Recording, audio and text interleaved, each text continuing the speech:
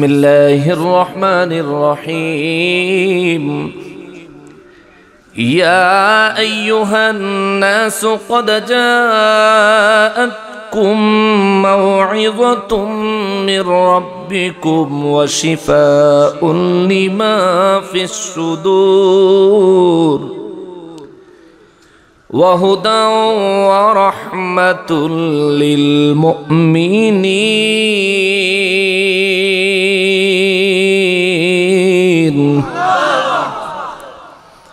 রব্বুল আলামিন বলেন, ইয়া আইয়ুহান নাস, হে দুনিয়ার মানব জাতিরা রে, ক্বাদ জাআতকুম মাউইযাতুন, আমি আল্লাহর পক্ষ থেকে তোমাদের জন্য এসে গেছে আমার মহা উপদেশ। জোরে বলেন সুবহানাল্লাহ। প্রথমে আল্লাহ বললেন, ইয়া আইয়ুহান নাস, হে মানব জাতিরা রে। সমস্ত মানব জাতিদেরকে আমার আল্লাহ ডেকে বললেন, সমস্ত মানব জাতির ভিতরে কাফেরেরা আছে না নাই? ইহুদিরা আছে না নাই? খ্রিস্টানেরা আছে না নাই? সমস্ত মানব জাতির মধ্যে কোনো ধর্মের বিভেদ করা হয় নাই। সমস্ত মানুষদেরকে আল্লাহ ডেকে বললেন, ক্বাদ জাআতকুম মাউইযাতুন। আওয়াজ করে বলেন আল্লাহু আকবার।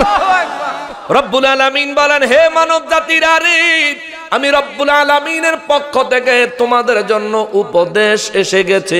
উপদেশ এসে গেছে, উপদেশ এসে গেছে। বুঝবেন, আল্লাহ উপদেশ পাঠাইছে।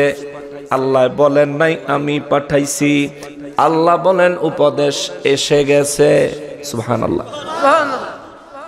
রব্বুল আলামিন বলেন উপদেশ এসে গেছে। ইচ্ছা করলে বলতে পারতেন আমি আমার উপদেশ পাঠাইছি। পাঠানো এক কথা, চলে আসা আর এক কথা। যে পাঠায়, পাঠানোর পরে যে যায়, যিনি পাঠাইছে তার ইচ্ছায় তিনি যায়। আর যদি বেলে এসে গেছে, তাইলে যে আসছে একমাত্র তার নিজের ইচ্ছায় সে এসেছে।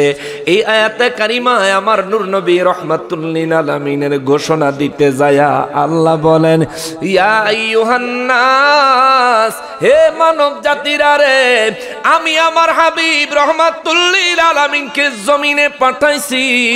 আমি পাঠাইছি, হ্যাঁ হ্যাঁ হ্যাঁ, আমি পাঠাইছি। তবে আমি আল্লাহর ইচ্ছা হয়েছে তখন আমার হাবিবুল্লাহ দুনিয়ায় যাওয়ার ইচ্ছা করেছেন যখন। সুবহানাল্লাহ, আল্লাহু আকবার। ইয়া রাসূলুল্লাহ, জিন্দাবাদ ইয়া রাসূলুল্লাহ। বাস স্লোগান আর দরকার নেই। রব্বুল আলামিন বলেন, ক্বাদ জাআতকুম, হে মানব জাতিরা রে, আমার হাবিব রাহমাতুল লিল আলামিন যখন দুনিয়ায় আগমন করার নিজে ইচ্ছা করেছেন, আমি আল্লাহর কুদরতের দরবারে আমি আল্লাহ আমার হাবিবকে তখনই দুনিয়াতে প্রকাশ করেছি। আমি আমার হাবিবকে তখনই দুনিয়ার মধ্যে পাঠিয়েছি।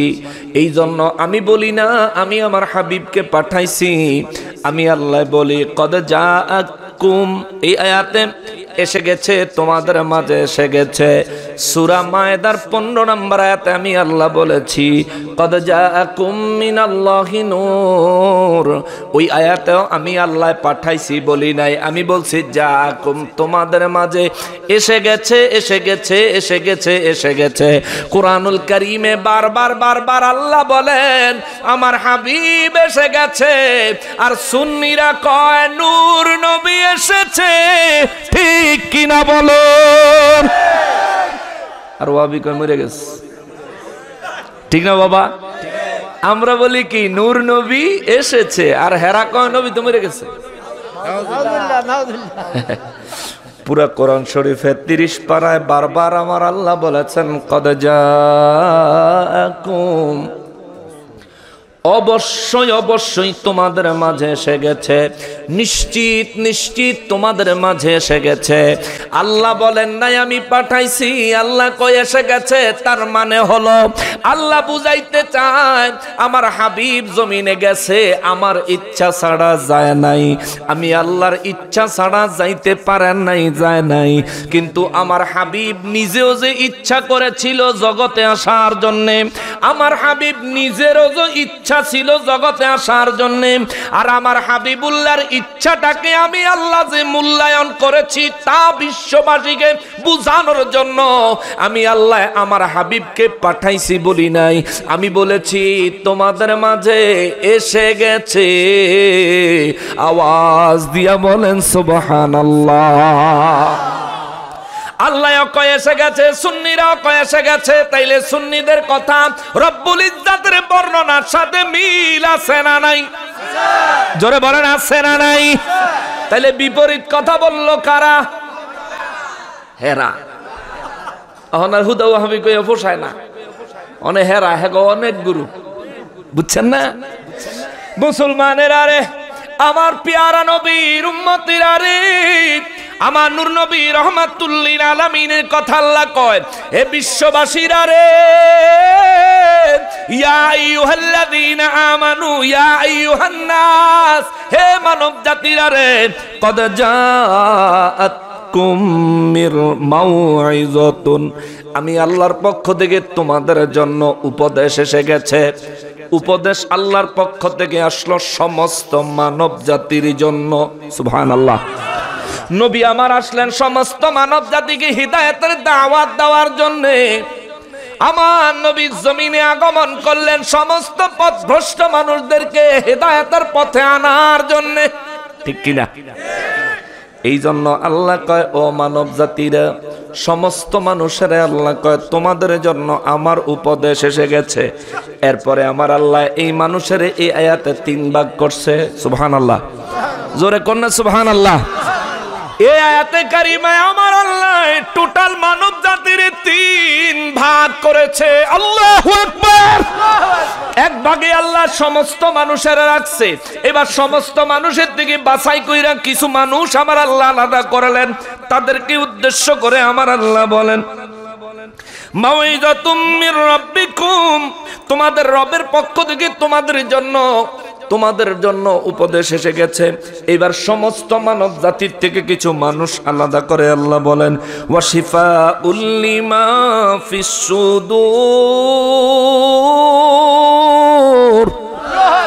আল্লাহ কয় যাদের অন্তর রোগে আক্রান্ত, যাদের কলব রোগে আক্রান্ত, যাদের অন্তর রোগে আক্রান্ত, রব্বুল আলামিন কয় ওই রোগে আক্রান্ত অন্তরওয়ালা ব্যক্তিদের জন্য আমি আমার হাবিবকে ওয়াশিফা,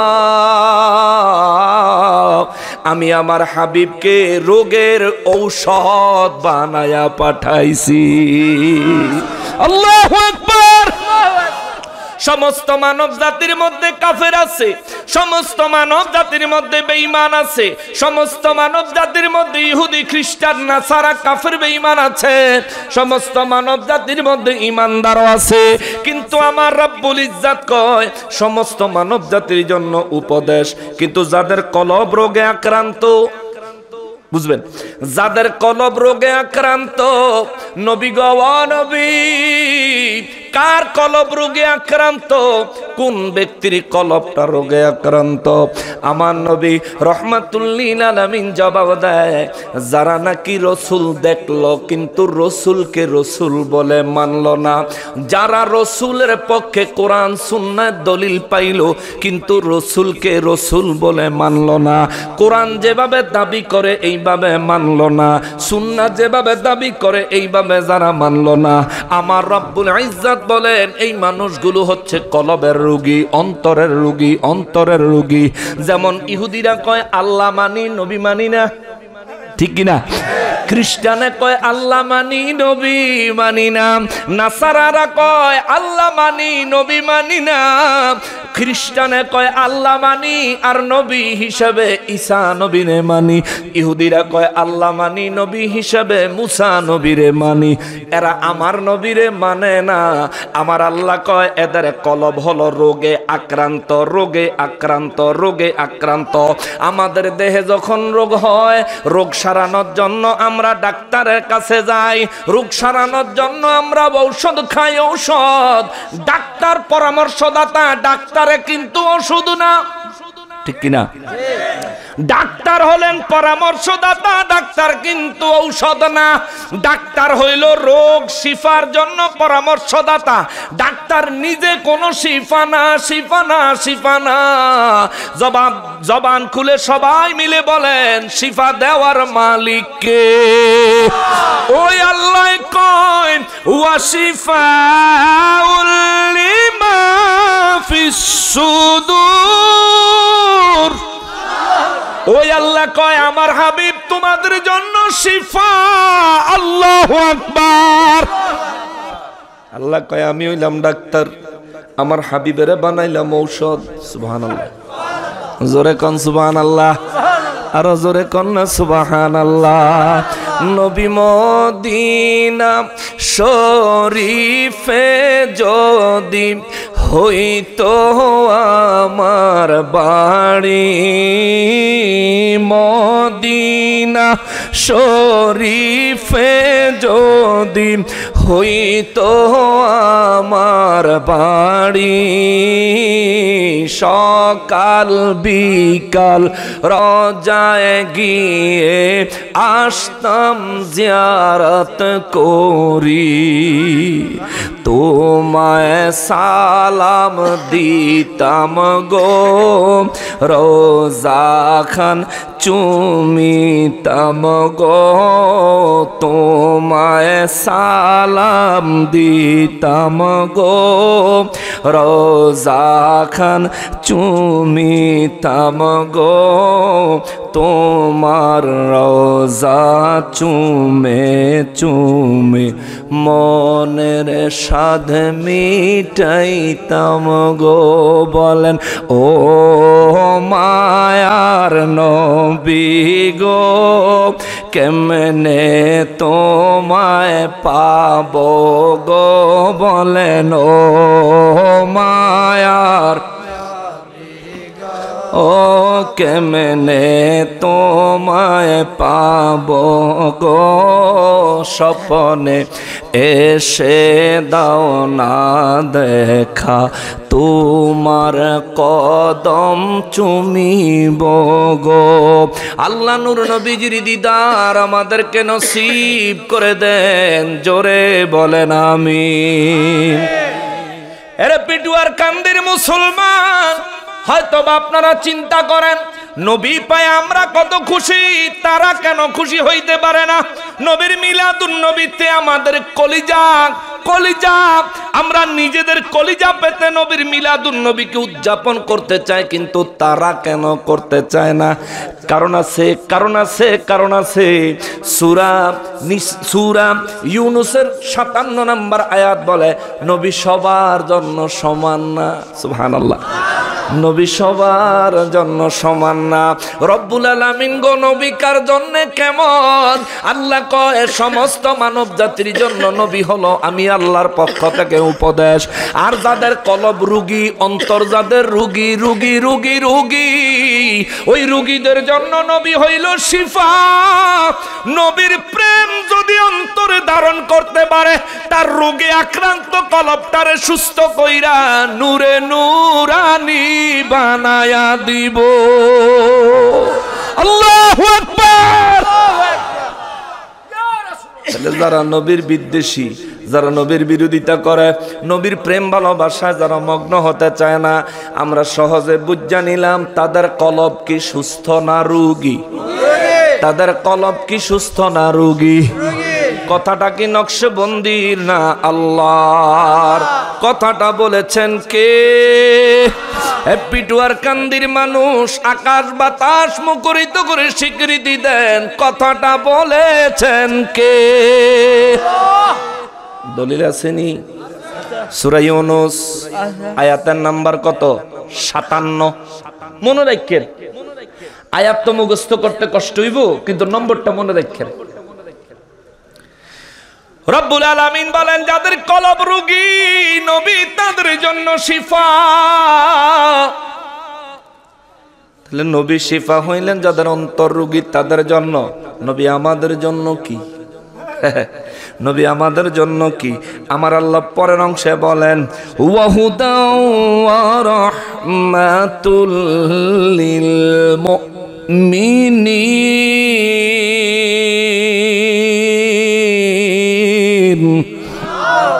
রব্বুল আলামিন কয়, নবী মুমিনদের জন্য হিদায়াত, নবী মুমিনদের জন্য রহমত। আল্লাহু আকবার। মুমিনের জন্য নবী হইলেন হেদায়েত। হেদায়েতের মালিক কি? আল্লাহ। মুমিনের জন্য নবী হলেন হেদায়েত, মুমিনের জন্য নবী হলেন রহমত, মুমিনের জন্য নবী হলেন হেদায়েত, মুমিনের জন্য নবী হলেন রহমত। তাইলে বোঝা গেল নবীর জন্য আল্লাহ বিশ্বের মানুষদেরকে 3 ভাগ করলেন। কয় ভাগ? কথা কয় না, কয় ভাগ? 3 ভাগ। কোন অসুবিধা হয়েছে? শেষ করে দিব? আচ্ছা আচ্ছা, শোনেন, আজকে অনেক ওয়াজ করো, যদি আপনারা শোনেন, আর না শুনলে ওয়াজ করো। মাইক বাজতেছে, মা বোনেরা বাইতে শুনতেছে না, চলবো আমার, চলবো। প্রজেক্টরও বেলা আছে, আপনারা মাঝে মধ্যে উঠটা চাবিরি খাইতে গেল, মা বোনেরা কিন্তু উঠটা কোনো দিকে যাইতো না। প্রজেক্টর কোনটা? ক্যামেরা কোনটা? এইটা নেই। হয়, এই মাঝে মধ্যে এটার দিকে চাই কদ্দুর ওয়াজ করলো। আম্মা জানরা আসসালামু আলাইকুম। মুসলমানের আরিফ, আমার পেয়ারা নবীর উম্মতের আরিফ, এই সূরা ইউনূসের 57 নম্বর আয়াতে আমার রব্বুল আলামিন টোটাল মানব জাতির 3 ভাগে ভাগ করলেন। সমস্ত মানব জাতির জন্য নবীজিকে আল্লাহ বানালেন উপদেশ। সুবহানাল্লাহ। মাউইযাতুম মির রাব্বিকুম, তোমাদের প্রতিপালকের পক্ষ থেকে উপদেশ। দ্বিতীয় নম্বরে আল্লাহ বলেন, ওয়া শিফাউল লিমা ফিস সুদূর, যাদের কলব রোগে আক্রান্ত, অন্তর রোগে আক্রান্ত, ওই মানুষগুলোর জন্য আমার হাবিব হলেন কলবের রোগ, অন্তরের রোগের শেফা, অন্তরের রোগের শেফা, অন্তরের রোগের শেফা। 3 নম্বরে আল্লাহ বলেন, দুনিয়ার মধ্যে কিছু মানুষ আছে যারা মুমিন, ওয়াহুদাও ওয়া রাহমাতুল লিল মুমিনিন। দুনিয়ার মধ্যে যারা মুমিন তাদের জন্য আমার হাবিব হলেন 2 রকম। সুবহানাল্লাহ। মুমিনদের জন্য আমার হাবিব নিয়ামত, মুমিনদের জন্য আমার হাবিব প্রথমত হলেন হেদায়েত, মুমিনদের জন্য আমার হাবিব দ্বিতীয়ত হলো আমি আল্লাহর রহমত। রহমত, রহমত। সমস্ত মানব জাতির নবী দিলেন আল্লাহ। নবী পাঠায়া সমস্ত মানব জাতির জন্য আল্লাহ একটা ঘোষণা দিছেন উপদেশ। নবী পাঠায়া অন্তরের রোগীদের জন্য একটা ঘোষণা দিছেন শিফা, নবী হলেন রোগের আরোগ্য ঔষধ। আর মুমিনদের জন্য আল্লাহ 2টা ঘোষণা দিছেন। মুমিনদের জন্য নবী হলেন হেদায়েত এবং রহমত। জোরে বলেন সুবহানাল্লাহ। তাইলে যারা নবীর মিলাদুন নবীতে খুশি হইতে পারো না, নবীর মিলাদ দেখলে পড়তে চাও না, খুশি হইতে পারো না, নবীর সালাম কেউ দিলে তোমার অন্তরে আগুন জ্বলে উঠে, নবীর শানে মোহাব্বত করে চুমু দিয়া তোকে মাসেহ করলে তোমার কলিজায় বেদাত বলে চিৎকার দিয়া উঠে। শোনো, তোমার জন্য কোরআন বলে তোমার কলব বড় রোগী, কলব বড় রোগী, কলব বড় রোগী, কলব বড় রোগী, রোগী রোগী রোগী। এই রোগের থেকে যদি বের হইতে হয়, নবী প্রেমের সুদা পান করো, শিফা দিবেন কে? এই ছাড়া আর কোন উপায় নেই। বলতে পারেন যে হুজুর বেদাত করি না, হয়তো কইবেন যে হুজুর আমরা বেদাতে নাই। বেদাতে নাই আপনি, আপনার মাথার তেনে ফা পর্যন্ত 14 কুড়ি বেদাত আমি দেখাই দিই। 1 নম্বরে, আপনি যদি কোনো মসজিদের খতিব সাহেব হয়ে থাকেন, খতিবি কইরা বেতন নেয়নি, আপনাদের এলাকায় কেউ মাগনা খতিবি করেনি? কথা কয় না। খতিবি কইরা বেতন নেয় না? খতিবি কইরা বেতন নেন বেদাত। ইমামতি কইরা বেতন আপনাদের এলাকা থেকে নেয়নি? কথা কয় না মানুষটি। আপনারা কি অমনোযোগী?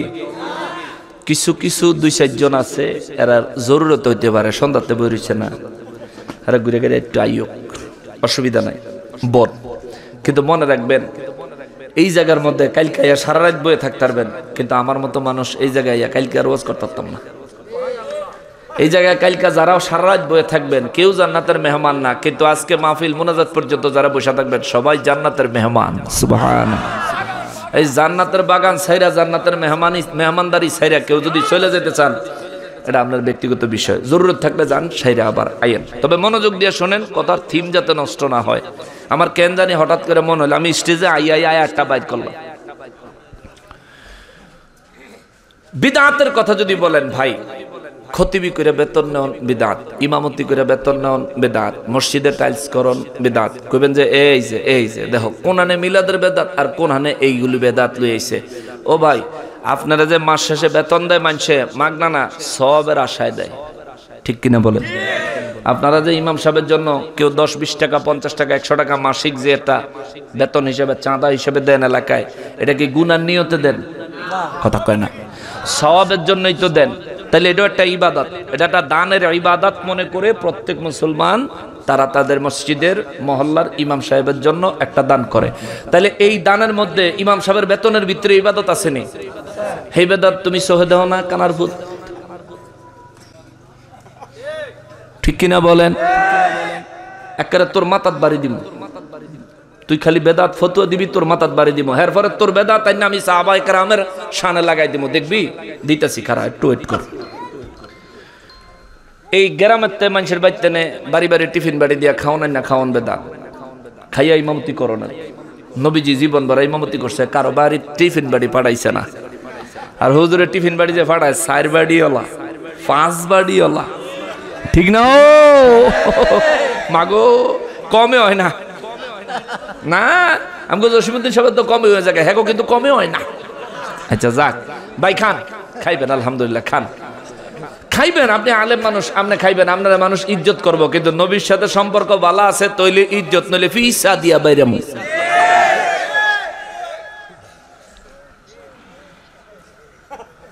মাদ্রাসা নির্মাণ করা বিদআত, মসজিদে মাইক দিয়ে আজান দেন বিদআত, মাইক দিয়া নামাজ পড়ান বিদআত। এটা রাসূল সাল্লাল্লাহু আলাইহি সাল্লাম এবং সাহাবায়ে কেরামের জামানায় ছিল না, তখন ছিল না। অতএব তখন ছিল না, এর লেগে যদি বিদআত একেবারে গুনার কাজ হয়, তাইলে তো আপনাদের বাইতুল মুকাররমে গিয়া ইমাম সাহেবের পিছে নামাজ পড়বেন কেমনে? আপনার আজমেরিগঞ্জে বড় মসজিদ আছে নি? বড় মসজিদ আছে না? ওই বড় মসজিদে নামাজ পড়তে গেলে ইমাম সাহেব যদি মাইক ব্যবহার না করে, তাহলে আপনি ইমাম সাহেবের কেরাত, ইমাম সাহেবের তাকবীর কেমনে শুনবেন? এটা বেদাত হইলেও জরুরত হয়ে গেছে। আরেকটা জিনিস হলো কোরআন শরীফ। কোরআন শরীফ সাহাবায়ে কেরাম শিখছেন নবীজির কাছ থেকে। প্রথমে লিখে রাখছেন বিভিন্ন পাথরে, বিভিন্ন চামড়ায়, সেখান থেকে কালেকশন করে ওসমান জিন নূরাইন রাদিয়াল্লাহু তাআলা আনহুর সময় এক জায়গায় পুস্তক করছেন। সেই পুস্তক থেকে আস্তে আস্তে কাগজের ছাপা, কাগজের ছাপার পরে এখন মোবাইলের অ্যাপস, মোবাইলের অ্যাপসে আইছে। এই মোবাইলের অ্যাপসে কোরআন শরীফকে অ্যাপস আকারে তৈরি করা বিদআত। এই তৈরি করা অ্যাপস মোবাইলের, এই কোরআন শরীফের অ্যাপস মোবাইল থেকে দেখে পড়া বিদআত। কারণ সাহাবায়ে কেরামের কি মোবাইল ছিল? ওনারা কি এই মোবাইলের অ্যাপস থেকে কোরআন শরীফ পড়ছেন? পড়েন। আমরা যে মোবাইলের অ্যাপস থেকে কোরআন শরীফ পড়ি, সওয়াবের আশায় না গুনার আশায়? সওয়াবের আশায়। অতএব যদি সওয়াবের আশায় পড়ি, এইটা বিদআত, তবে বিদআত হাসানা, বুঝবেন? বুখারী শরীফ ছাপাইছে, বিভিন্ন হাদিসের কিতাব ছাপাইছে, ফিকহের কিতাব ছাপাইছে, এগুলো ছাপানো বিদআত। আবার ছাপানো কিতাব পড়াও বিদআত, কিন্তু বিদআত ওয়াজিবা। এই বিদআত যদি না থাকে পৃথিবীতে আলেম পয়দা হবে না।